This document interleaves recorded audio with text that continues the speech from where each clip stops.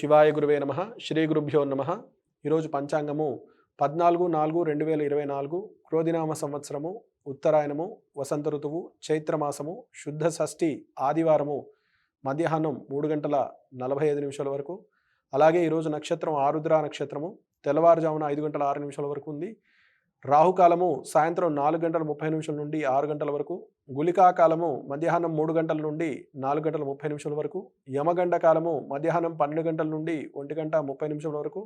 వర్జము మధ్యాహ్నం 1:13 నుండి 2:51 వరకు.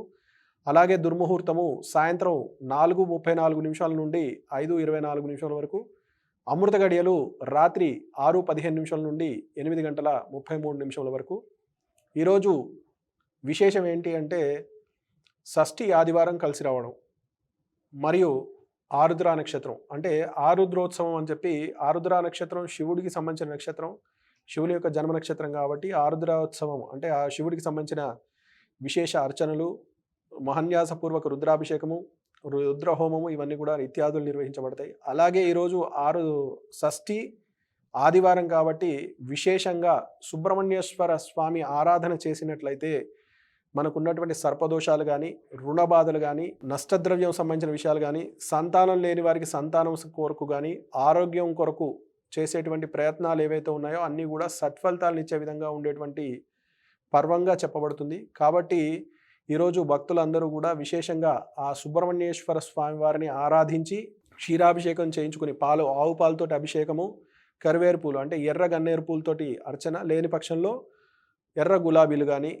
మందార పువ్వులు కానీ ఇవి సమర్పించి స్వామివారికి విశేష అర్చన చేసుకున్నట్లయితే సత్ఫలితాలు పొందగలుగుతారు. అలాగే మేషాది మీనరాశుల వారందరికీ చూసుకున్నట్లయితే ఈరోజు మేషరాశి వారికి మిశ్రమ ఫలితాలు సూచిస్తూ ఉన్నాయి. అంటే శుభాశుభ ఫలితాలు అంటే ఆరోగ్యపరంగా కానీ, ద్రవ్యపరంగా కానీ మిశ్రమ ఫలితాలు కనబడుతూ ఉన్నాయి. అలాగే వృషభ రాశి వారిని చూసుకున్నట్లయితే గత కొద్ది రోజులుగా అంటే 50 నుంచి 65 సంవత్సరాల లోపు వరకు అంటే పైబడిన వారు ఎవరైతే ఉన్నారో వారందరూ కూడా వయసు పైబడిన విషయంలో గుర్తుకు వచ్చే విధంగా అంటే ఆరోగ్యపరంగా ఒడిదుడుకులను ఎదుర్కోవడము, ఉన్నట్టుండిగా ఉండి ఆరోగ్య సమస్యలు ఎదుర్కోవడం ఇటువంటివి అన్నీ కనబడేటువంటి సూచన ఉంది.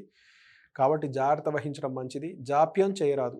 చిన్న విషయాన్నైనా కూడా మీరు జాప్యం చేసినట్టయితే అది డబ్బు ఖర్చు పెట్టే విధంగా మిమ్మల్ని తీసుకెళ్తుంది. 100లో పోయేది 1000, 1000లో పోయేది లక్షల్లో అయ్యేది సూచన కనబడుతుంది. కాబట్టి జాగ్రత్త వహించడం. అలాగే మిథున రాశి వారిని చూసుకున్నట్లయితే మీరు అమూల్యమైన వస్తువులు అంటే మీకు సంబంధించిన వస్తువులు ఏవైతే ఉన్నాయో వాటిని కోల్పోయే విధంగా కనబడుతుంది. అంటే వస్తువు ఏదైతే ఉందో మీరు ఏమరపాట్లో పెట్టడము, అది కనిపించకపోవడం, లేదా మీ కింద ఉన్న వాళ్ళు తీసుకోవడమా, లేకపోతే బంధువర్గంలో ఎవరైనా పట్టుకుని పొరపాట్లో వెళ్ళడం కూడా జరగచ్చు.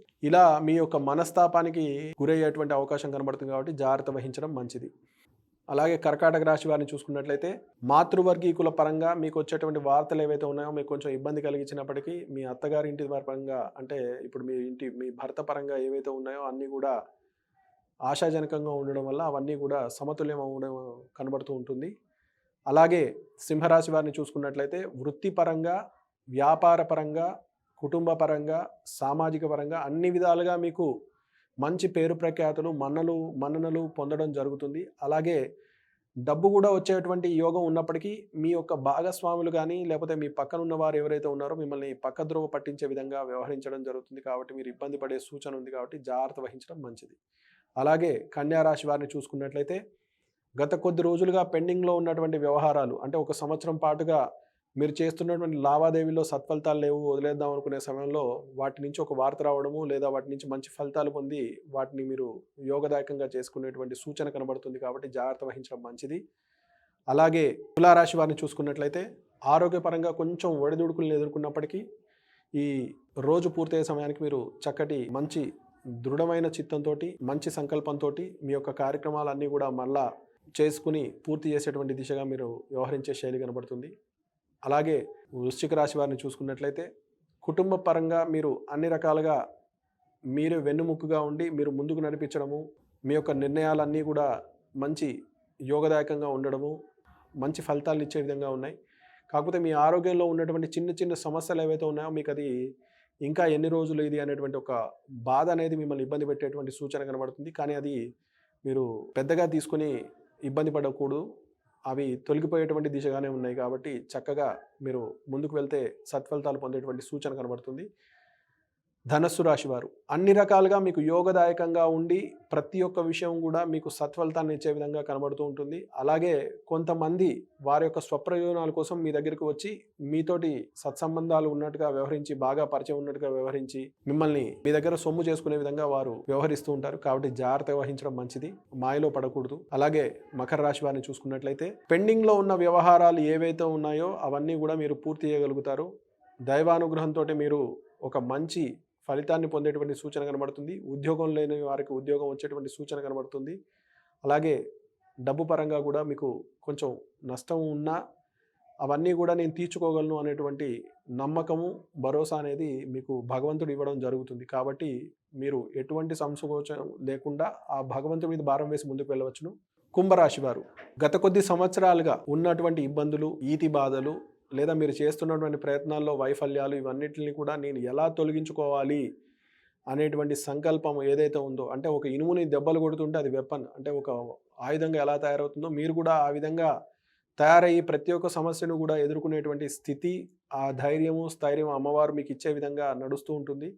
కాబట్టి ఈ నవరాత్రుల్లో కొంచెం మీరు ఈ అమ్మవారి ఆరాధన చేసినట్లయితే, వసంత నవరాత్రి ఆరాధన చేసినట్లయితే మీరు సత్ఫలితాలు పొందేటువంటి సూచన కనబడుతుంది. మీనరాశి వారు గత కొద్ది రోజులుగా ఏలినాటి శని ప్రభావం వల్ల జరుగుతున్న ఇబ్బందులు ఏవైతే ఉన్నాయో అవన్నిటిని కూడా మీరు ఒకటిగా అధిగమించి వాటి నుంచి సత్ఫలితాలు పొందడానికి నేను ఏం చేయాలి అనేటువంటి దిశానిర్దేశం పూర్వకంగా మీరు ముందుకు వెళ్ళేటువంటి ప్రయత్నాలు ఏవైతే ఉన్నాయో అవన్నీ కూడా సత్ఫలితాలు పొందే విధంగా ఉన్నాయి. కాబట్టి ఈరోజు చెప్పిన పరిహారాలని పాటించి సత్ఫలితాలు పొంది వాటన్నింటి నుంచి మీరు విముక్తి అయ్యి ఆ దైవానుగ్రహం పొందాలని నా పరిజ్ఞానం మేరకు నేను చెప్పేటువంటి సూచనలన్నీ కూడా మీకు ఉపయోగదాయకంగా ఉండాలని కోరుకుంటూ శుభం భూయాత్.